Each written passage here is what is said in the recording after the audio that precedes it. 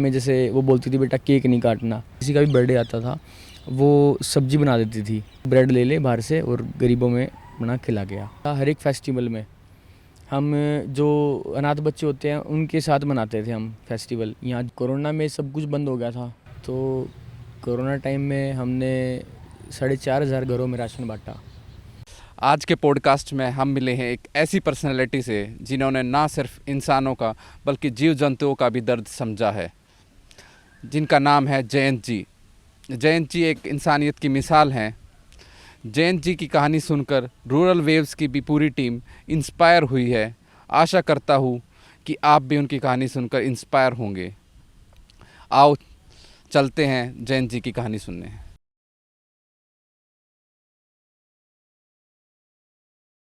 Rural waves में आपका स्वागत है। आपकी कहानी आपकी ज़ुबानी आपके होस्ट करम के साथ। आज हमारे गेस्ट हैं जो इंसानियत की मिसाल है सोनीपत में, जयंत जी। जयंत जी एक ट्रिपल एच सोसाइटी के संचालक हैं और उसके बारे में ज़्यादा जानेंगे जयंत जी से ही।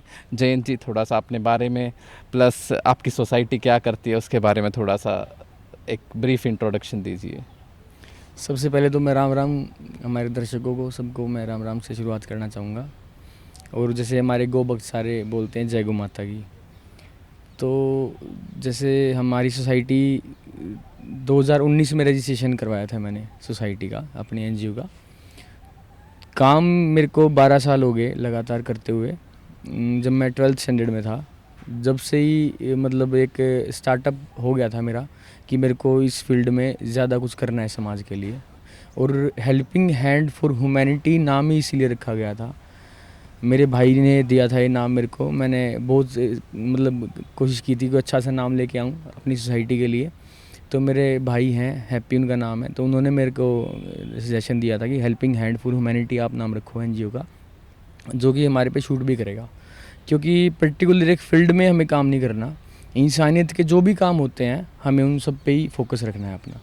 जो हमारी एनजीओ का नाम है वो मेरे भाई ने मेरे को सजेस्ट किया था। मेरे बड़े भाई हैं, बुआ जी के लड़के हैं, हैप्पी उनका नाम है, लेक्चरर हैं वो दिल्ली अपने स्कूल में। तो उन्होंने मेरे को नाम दिया था हेल्पिंग हैंड फॉर ह्यूमैनिटी के, क्योंकि उनको पता है मैं उनके सामने ही रहता हूँ, तो उनको पता है कि मैं कैसे कैसे काम करता हूँ। इंसानियत से रिलेटेड सभी काम हम करते हैं, हमारी सोसाइटी करती है। तो 2019 में हमने रजिस्ट्रेशन करवाया था सोसाइटी का। तो अभी 5 साल होने वाले हैं हमारी सोसाइटी को रजिस्ट्रेशन मिले हुए। मैं जो काम कर रहा हूँ ये अपना जो थोड़ा ज़्यादा लेवल पे वो 12th स्टैंडर्ड से ही करने लग गया था मैं। ये सारा जो भी मैं हूँ आज, जितना भी मेरी जो सोच है वो सारी मेरी मदर के वजह से है। मेरी मदर ही सारा सपोर्ट करती है। टीचर हैं वो, ये बयापुर स्कूल है, यहाँ पे गवर्नमेंट टीचर हैं, उन्हीं का सारा देन है। और वही फाइनेंशियली सपोर्ट कर रही है मेरे को, जो भी मैंने आज तक जो भी जितने भी एफर्ट किए हैं रजिस्ट्रेशन से लेके उससे पहले भी। जैसे मैं आपको बताना चाहूँ, स्कूल टाइम में जैसे वो बोलती थी बेटा केक नहीं काटना, जो भी अपना जो रहता है, इस बर्थडे आता है, अपनी मेरी सिस्टर का बर्थडे आया, उनका बर्थडे आया, फादर का, दादाजी का, किसी का भी बर्थडे आता था, वो सब्ज़ी बना देती थी। और जो दूध वाली डोली होती है उसमें अपने ये सब्ज़ी डाल दी मैंने इसमें, और जा तू ब्रेड ले ले बाहर से और गरीबों में बना खिला गया। तो वहाँ से ही सारा स्टार्टअप होता चला गया था। फिर 12th क्लास में था तब कोई इंसिडेंट हुआ था मेरे साथ एक डॉग का, उसको मैं खाना खिलाता था, गली में स्ट्रे डॉग था वो, तो उनकी लड़ाई हो गई थी। फिर उनको छुड़ाने के लिए मैंने कोई पत्थर उसको मार दिया था एक को, ज़्यादा तेज़ लग गया उसको, तो उसका ट्रीटमेंट करवाया मैंने। तो वहाँ से मेरे को आइडिया मिला कि कैसे क्या ट्रीटमेंट होता है इनका। तो वहाँ तब तक तो मैं इतना एलिजिबल भी नहीं था, ना मेरे को कोई नॉलेज थी कि हाँ भाई ऐसे हॉस्पिटल बनाते हैं या फिर क्या था। बट मेरे को ये माइंड में आ गया था कि हाँ मेरे को इस फील्ड में कुछ करना है, क्योंकि मैं बहुत परेशान हुआ था उस टाइम पे। एक ही क्लिनिक था सोनीपत में, तो वहाँ पे मैं जाता था रूटीन में। गवर्नमेंट हॉस्पिटल का मेरे को पता नहीं था, तो उसका ट्रीटमेंट करवाता था मैं, तो वो ठीक हो गया था। 12th के बाद जैसे मैं फिर कॉलेज में आया, मैं SRM यूनिवर्सिटी में था, मैंने वहाँ से ग्रेजुएशन की, अपनी BCom की मैंने वहाँ। तो अपना कंटिन्यू रखा मैंने, ह्यूमैनिटी के जो भी काम था कॉलेज से आता था मैं करता था तो सारा। फिर 2016 में मैंने एक एनजीओ की स्टार्टअप कर दी थी, हेल्पिंग हैंड फॉर ह्यूमैनिटी नाम से। तो 16, 17 और 18 3 साल मैंने अनरजिस्ट्रेशन मतलब विदाउट रजिस्टर होके काम किया, रजिस्ट्रेशन नहीं था तब तक। तो कोई ऐसा इंसिडेंट हुआ था, हम जैसे जो आश्रम होते हैं ये बच्चों के, वो था उसमें, ऑर्फनेज का आश्रम था वो, अनाथ जो बच्चे होते हैं उनका। हमारा क्या था, रूटीन था, हर एक फेस्टिवल में हम जो अनाथ बच्चे होते हैं उनके साथ मनाते थे हम फेस्टिवल। यहाँ झुग्गियों में भी जाते थे हम, जो भी होता था, जैसे विंटर्स में होता था दिवाली के आसपास हम गर्म कपड़े बांट देते थे, होली में जैसे चप्पल बांट देते थे, वैसे ही भी स्वीट्स वगैरह, फ्रूट्स वगैरह। तो रक्षाबंधन के टाइम पे हम राखियाँ अपने एक्सपेंस से, अपने सारी पॉकेट मनी से इकट्ठे करके लेके जाते थे वहाँ पे अनाथ आश्रम में। तो हमारा उन्होंने बोला कि आपको हम एंटर नहीं करने देंगे क्योंकि आपकी सोसाइटी रजिस्टर्ड नहीं है, जबकि मेरे को जानते थे वो पहले। पर कोई वहाँ कुछ ऐसा इंसिडेंट हुआ था जिसकी वजह से उन्होंने मना कर दिया था, अनऑथराइज कोई भी बंदा वो वहाँ पे नहीं एंटर कर सकता। तो फिर उस दिन से मैंने ठान लिया था कि मेरे को रजिस्ट्रेशन चाहिए सोसाइटी का, अगर इतनी बड़ी चीज़ है तो मैं ले लेता हूँ रजिस्ट्रेशन। तो 2019 में मैंने रजिस्ट्रेशन करवाया था सोसाइटी का। और तब से उसके बाद तो जैसे कोरोना आया, तो कोरोना आ गया था, कोरोना में सब कुछ बंद हो गया था। तो उस टाइम मैं कोचिंग ले रहा था जुडिशरी की, ambition law institute Mukherjee Nagar से। तो इंस्टीट्यूट मेरा बंद हो गया। एनजीओ में पहले से ही रन कर रहा था, कैसे तैसे यहाँ के बच्चे संभाल रहे थे, जो एनजीओ के अदर मेंबर है जो भी, वो संभाल रहे थे सारा काम। मैं अपनी कोचिंग में रहता था, व्हाट्सएप के थ्रू जैसे भी होता था मैं करता रहता था, एडजस्टमेंट जैसे भी करवाता था मैं। काम नहीं रुकने दिया मैंने किसी भी तरीके से, जो भी काम हमारा होता था ट्रीटमेंट से हो गया रिलेटेड, बाकी जो सारे काम होते थे करवाता रहता था मैं। तो कोचिंग इंस्टीट्यूट बंद हो गए तो अपना घर पे आ गया मैं फिर। तो मैंने देखा कि इंसान मतलब खाना ख़त्म हो रहा है किसी घर में, बहुत ज़्यादा परेशानी हो रही थी। जो स्ट्रे एनिमल्स हैं, डॉग्स हैं, उनको कोई फीड नहीं कर पा रहा। क्वारंटाइन थे सब, कोई घर से बाहर नहीं निकल पा रहा, अपना बाहर कोई घर से बाहर जा नहीं सकता था। तो फिर हमने सोचा कि अब मतलब निकलना पड़ेगा घर से बाहर हमें। सोसाइटीज़ जो हैं, एनजीओज़ हैं, उन्हीं के हाथ में है जो कुछ है। तो हमने स्टार्टअप किया, जो पेडिग्री जो होता है, डॉग फीड करते हैं, डॉग फीडिंग के लिए, तो वो मैंने शुरुआत की। लेके आया एक फ्रेंड की शॉप में, मैंने उसको वहाँ पे भिगोया, उसको खाने का वहाँ बाल्टियों में अपना जो होती है उनमें उठा के सबको, कोई गाड़ी में, कोई अपना बाइक्स पे, सब जगह लेके हम घूमे। हमारे एरिया में सेक्टर 23 हो गया, कोकरी रोड है आसपास में, सब जगह हमने कवर कर दिया। रामनगर था, दिया कॉलोनी शुरुआत की। तो हमने देखा कि जो इंसान थे वहाँ के घर आसपास में जो नहीं अफोर्ड कर सकते थे, वो बहुत ज़्यादा मतलब भुखमरी चल रही थी। तो उसी टाइम हमने डिसीज़न लिया कि हमें मतलब अभी इस पे भी काम करना शुरू करना पड़ेगा, क्योंकि बहुत ज़्यादा हालत ख़राब हो चुकी थी उस टाइम तक। तो एक फ्रेंड है हमारे, कृष्ण दैया, दिल्ली पुलिस में है वो, तो वो भी हमारी एनजीओ मेंबर हैं। तो सबके साथ बात हुई हमारी, डिस्कशन हुई, व्हाट्सएप के थ्रू हमारी बात हुई। तो सब ने एफ़र्ट किया। तो भाई साहब ने हमें 1 लाख का सपोर्ट दिया कि आप काम करो। पहले से जानते हैं हमें, वो सोसाइटी में थे, कि आप खाना बांटना शुरू करो। तो 10 क्विंटल 10 क्विंटल हमने चावल उठाया यहाँ से, एफसीआई से रिक्वेस्ट करके, एप्लीकेशन लगा के, कि हमें थोड़ी कम पैसों में मिल जाए, चीप रेट में हमें चावल मिल जाए। और हमने फिर खाना बना के बांटना शुरू कर दिया। एक अम्बेडकर हॉस्टल है यहाँ पे, इसमें सुभाष नगर में, सरदार वाली गली के पास अम्बेडकर हॉस्टल, वहाँ पे उनके जो सोसाइटी के मेंबर थे, उस सोसाइटी के, उनको मैंने रिक्वेस्ट किया, उसको खुलवाया। उन्होंने पूरा सपोर्ट किया मेरा कि आप यहाँ पे खाना बनाना शुरू करो और यहाँ से बांटना शुरू करो। तो जो हलवाई होता था उसको मैं अपनी बाइक पे बिठा के लेके आया करता था। तब तक तो परमिशन हम मिली नहीं थी, तो वो डरता था आने में भी, पर वो उसको लेके आया करते हम। डेली हमने शुरुआत की, 300 बंदों का खाना बनाना शुरुआत की हमने। बट 3-4 दिन के बाद वो स्ट्रेंथ बढ़ती चली गई, बांटना शुरू किया जैसे जैसे हमने। तो फिर हमने 450 बंदों तक का खाना डेली बना के बांटा। फिर हमने देखा कि ये तो ऐसे तो काम नहीं चल रहा, दूर दूर से कॉल आने लगी हमारे पास, एडीसी ऑफिस में भी हमारा नंबर चला गया। उन्होंने देखा कि ऐसे ऐसे सोसाइटी को काम कर रही है, तो उन्होंने फिर हमें बोला कि सजेशन दिया कि आप सूखा राशन बांटना शुरू करो। मैं कहा सूखे में तो बजट चाहिए, वो तो हमारे पास नहीं है। फिर जैसे तैसे से मम्मा ने सपोर्ट किया और आसपास में फ्रेंड्स ने सपोर्ट किया, तो हमने शुरुआत की फिर अपना जो सूखा राशन होता है वो बांटने की। तो सूखा राशन बांटने की शुरुआत की। तो हमने तकरीबन, जो रिकॉर्ड है मेरा आज तक का, 4,500 मतलब 4,500 घरों में हमने राशन बांटा, सूखा राशन। और उस बीच में जो भी ब्लड डोनेशन रहता था, प्लेटलेट्स दिलवाना हो गया सबको, वो सब करते रहे हम। और इस बीच में एक मोड़ आया जब मेरे जो सबसे क्लोज़ फ्रेंड हैं राजेश जी, जो हमारी सोसाइटी में एज ए सेक्रेटरी काम करते हैं, जनरल सेक्रेटरी काम करते हैं, उनको कोरोना हो गया। खाली इस वजह से क्योंकि वो राशन बांट रहे थे, सब जगह घूम रहे थे।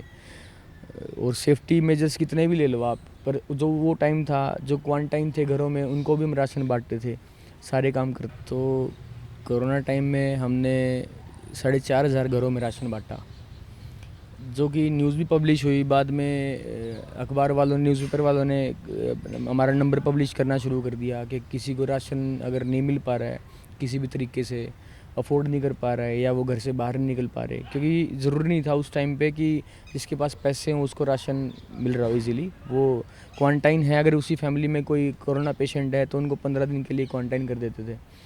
तो उनको भी कैसे न कैसे, क्योंकि एक जो नेबर थे उनके, वो भी नहीं सपोर्ट कर रहे थे कि भाई हम एटलीस्ट उनको दे आएँ, सब जगह ऐसा नहीं था। तो उनको भी हम खाना प्रोवाइड करवाते थे सारा। तो फिर मैंने वो सब कोरोना जाने के बाद मैंने कोर्ट ज्वाइन कर लिया, अपने प्रैक्टिस शुरू कर दी, क्योंकि जुडिशरी में बहुत ज़्यादा गैप आ गया था मेरा कोचिंग में। तो मैं मेरे को लगा कि हाँ ज़्यादा गैप आ गया, तो मैंने फिर प्रैक्टिस शुरू कर दी अपनी। तो मैं यहाँ के क्रिमिनल लॉयर हैं एक बहुत बड़े, जितेंद्र कुमार जी मेरे जो गुरुजी हैं, और उनके जूनियर हैं अनिल जी। तो उनके सपोर्ट से मैंने यहाँ प्रैक्टिस शुरू की। उनकी सीट पे मैं as a criminal lawyer practice करता था वहाँ पे। तो मैंने वहाँ पे प्रैक्टिस की। तो मेरा फिर भी यहाँ ध्यान रहता था मेरा बाहर के, जैसे ह्यूमैनिटी का कोई भी बात आ जाती थी। जैसे मैं बताता हूँ आपको, हमारा सबसे ज़्यादा फोकस अभी एट प्रेजेंट रहता है अभी एनिमल्स टू एनिमल्स पे। बट जो हमारी सोसाइटी ज़्यादातर रहता है सबका, वो है ब्लड डोनेशन का, प्लांटेशन का। जो पुअर, जो गर्ल्स होती हैं, जो शादी करवाना चाहता है किसी की, बट कंडीशन नहीं होती किसी भी तरीके से, वो उनकी हम शादियां करवाते हैं। उनको जो शादी में जो खाना होता है, वो तकरीबन सभी बंदों का ही करवाने की कोशिश करते हैं। नहीं तो फिर जैसे कन्यादान का जो होता है उसमें सपोर्ट करते हैं। और जैसे फिर एस्टे एनिमल्स का हो गया, इन सब का करते हैं हम। और फिर जैसे ये अपना ठंड आएगी तो 25 दिसंबर को हमारे सेक्रेटरी साहब का बर्थडे होता है, तो उस क्रिसमस डे पे ही हम कंबल बांटते हैं। 1,000 कंबल के आसपास हम हर साल बांट रहे हैं। बट जब से हॉस्पिटल खुला है, थोड़ा बजट का इशू आ रहा है, तो 1,000 कंबल हमें बांटने होते हैं किसी भी तरीके से, तो हर साल हम वो बांट रहे हैं। सो जयंत जी, एक सवाल ये है कि अच्छा भला एडवोकेट का प्रोफेशन छोड़ के और समाज सेवा में इतना टाइम लगाना, और क्योंकि आप जैसे मैंने देखा है आप एक टिपिकल फैमिली से आते हो, टिपिकल फैमिली मीन्स नॉर्मल परिवार से आते हो, तो उन परिवारों का प्रेफरेंस ये रहता है कि हमारा बच्चा पढ़ गया है, अच्छा पढ़ लिया है, एक प्रोफेशनल क्वालिफिकेशन ले ली है, तो उसके बाद वो चाहते हैं कि बच्चा कुछ कमाए, कुछ रोज़गार करे। तो उस सारों में आपने एक अच्छे भले एक आप प्रैक्टिस कर रहे थे, वो छोड़ के या उसमें से कुछ टाइम काट के आप ह्यूमैनिटी और ये सारा कुछ कर रहे हैं, तो एक प्रेशर होता है आपके पे भी होगा कि भाई, क्योंकि समाज तो फाइनेंशियली भी चलेगा, सारे खर्चे होते हैं, सारा कुछ है, प्लस पेरेंट्स पे भी प्रेशर होता है कि लड़का क्या कर रहा है पूरे दिन यहाँ, एक तरह से जानवरों में लगा रहते हैं, धूल मिट्टी और सारा कुछ, मतलब कि ठीक है।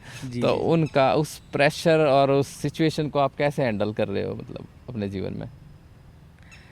ये मतलब सबसे बड़ी बात होती है मेरे लिए, अपने पेरेंट्स को भी समझाना, मेरी रिश्तेदारों को भी समझाना, सबको समझाना बहुत मुश्किल हो जाता है। मैंने आपको बताया ही था, मेरी जो मदर है ना, वो मेरी स्ट्रेंथ है।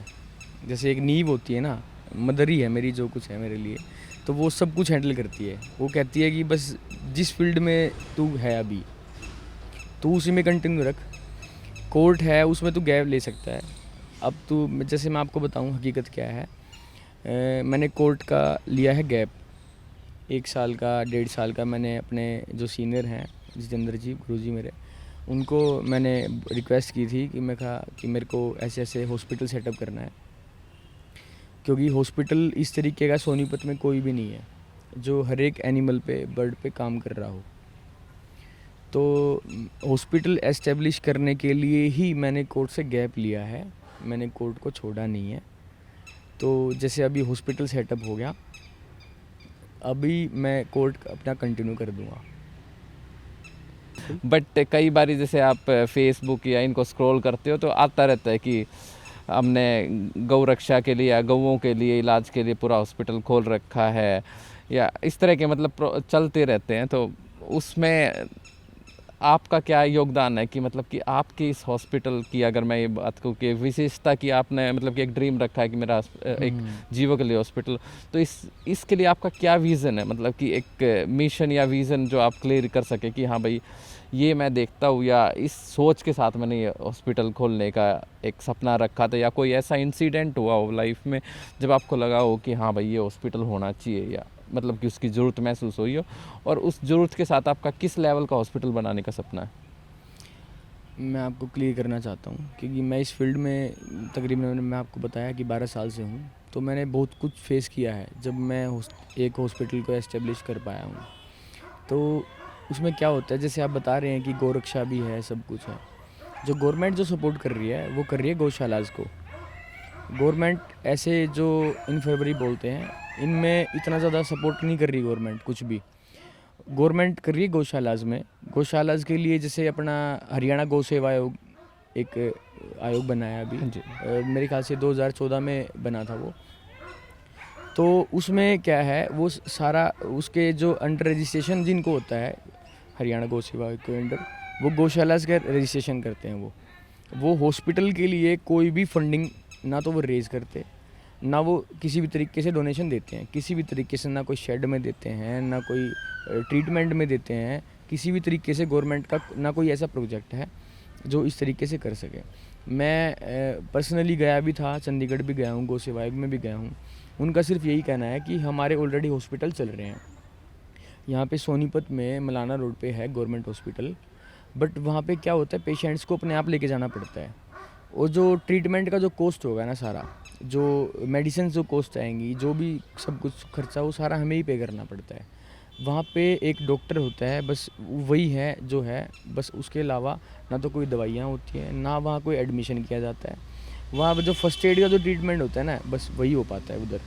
तो यहाँ पे क्या था, सोनीपत में कुछ हैं हॉस्पिटल ऐसे जो खाली गायों पे काम कर रहे हैं, कुछ हैं जो खाली डॉग्स पे काम कर रहे हैं।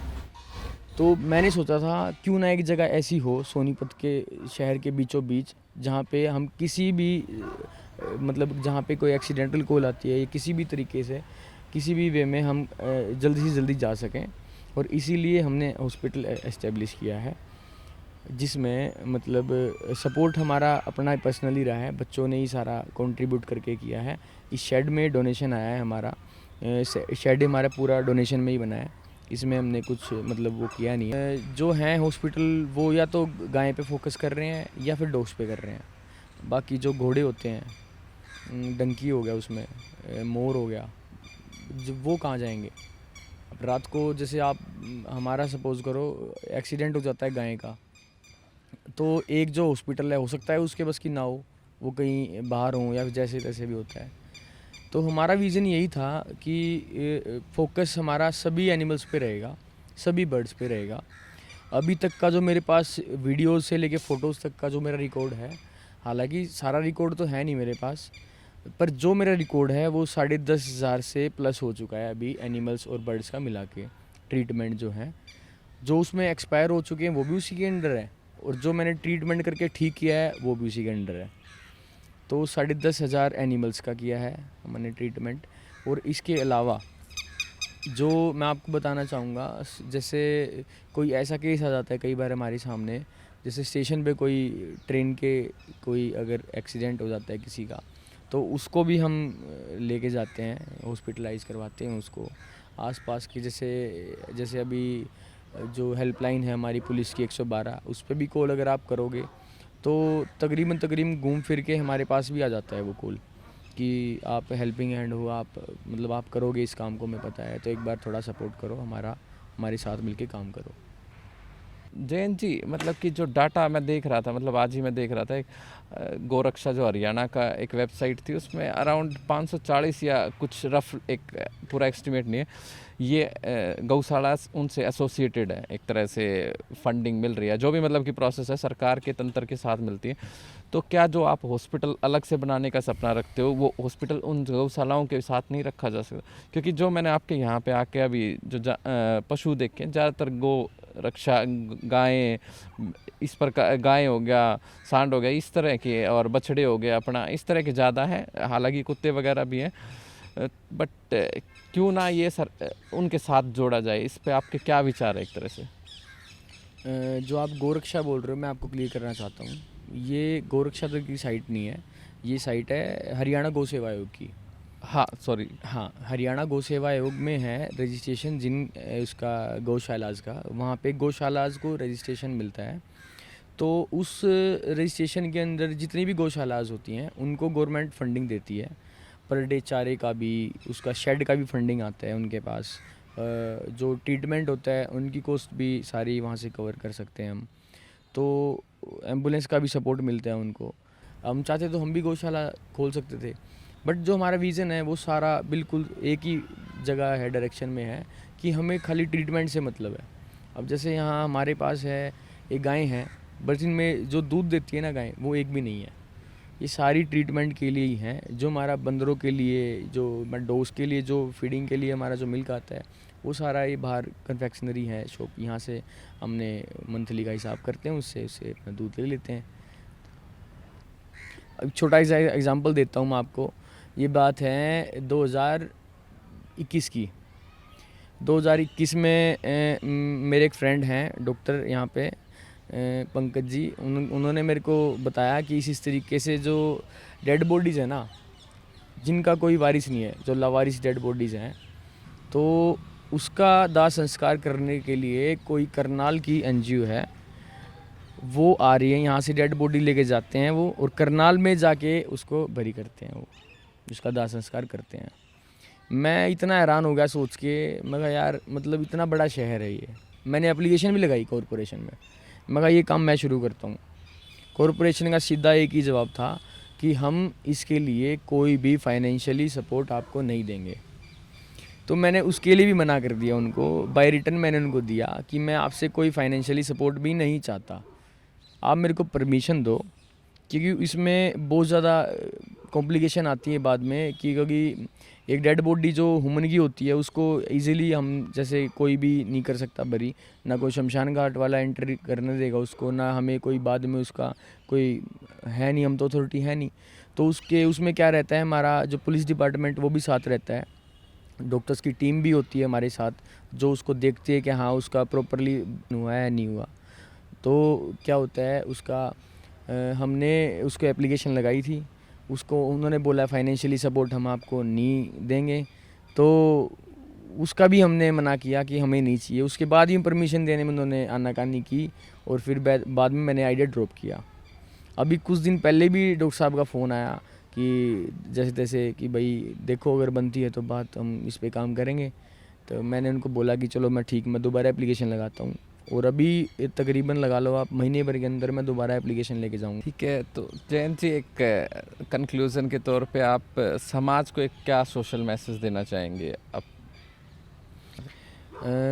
अपनी वीडियो से मैं यही मैसेज देना चाहूँगा समाज को कि अगर आपको कोई भी ऐसी जगह या कोई भी काम ऐसे आपको दिखता है जहाँ पे आपको लगता है कि यहाँ पे इंसानियत की ज़रूरत है, तो अगर आप खुद उसको काम को नहीं कर सकते किसी भी रीज़न से, फाइनेंशियली, या फिर आपके पास टाइम नहीं है, या आप उसको एलिजिबल नहीं मानते उस काम को करने के लिए, तो एटलीस्ट सोनीपत जैसे शहर में आप हमें कांटेक्ट कर सकते हैं किसी भी टाइम, 24 आवर्स।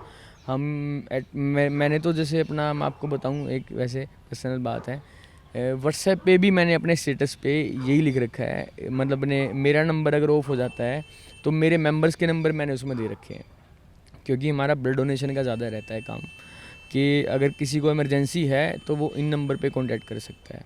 तो आप हमें किसी भी टाइम कांटेक्ट कर सकते हैं। अगर मेरा नंबर ना भी मिले तो आप मेरे व्हाट्सएप नंबर को सेव करके उस व्हाट्सएप स्टेटस में जाके उस पर कॉन्टैक्ट्स हैं 5 बंदों के, उन पे भी आप किसी पे कांटेक्ट कर सकते हैं।